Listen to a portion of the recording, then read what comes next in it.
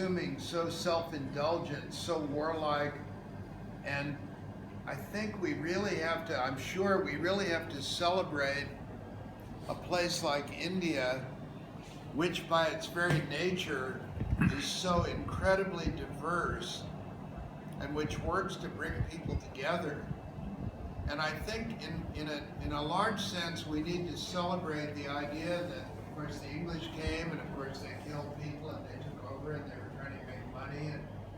But they instituted many, many good things. And in a way, one of the reasons that I enjoy these historical relics is they keep history alive, they keep connections alive, they keep people in touch with one another.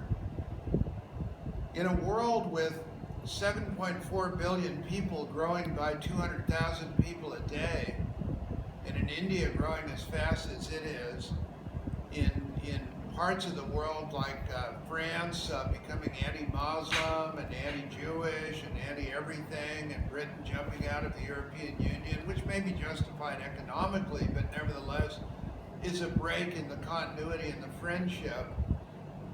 In a world like this, you know, we have three major battlefields going on right now: Aleppo, Mosul, and Yemen, and in all of those, hundreds of thousands of civilians are being killed.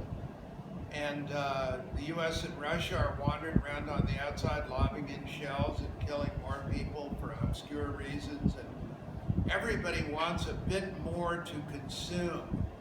Everybody wants to control a bit more of the world. I mean, as you said, I was totally in agreement with that movie for precisely this reason.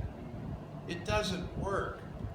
As we add 2.5 billion more people in the next 34 years, as India goes from 1.3 billion to 1.7 billion, it's the diversity and it's hanging together and it's trying to understand one another in broad ways that can save the world, that can make us care enough about one another to try to build sustainability, to try to keep the world going, to try to build a world in which all of the things that we built as civilization, which really are only about a 10,000 year effort in a 2.8 million year history of our genus, about a 10,000 year effort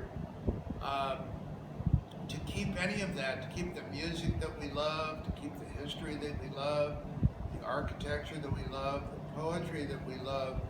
People are going to have to understand and love one another to a degree that has not been characteristic of the world or of people ever. And it seems to me that India, with all of its troubles and all of its flaws and all of its awful bureaucracy and all of its problems, is a wonderful example, of people nonetheless working together. And for the most part, relatively peacefully. The United States at its best is an example of that too.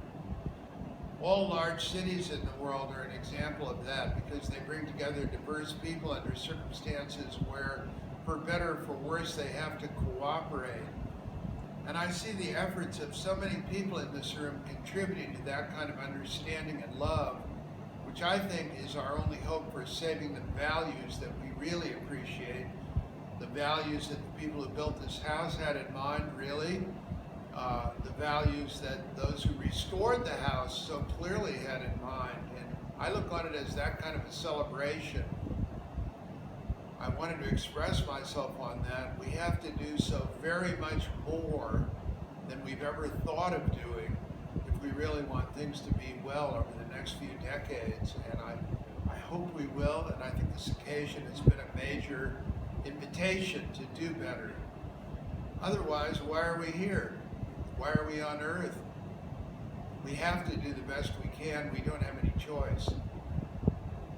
Thanks.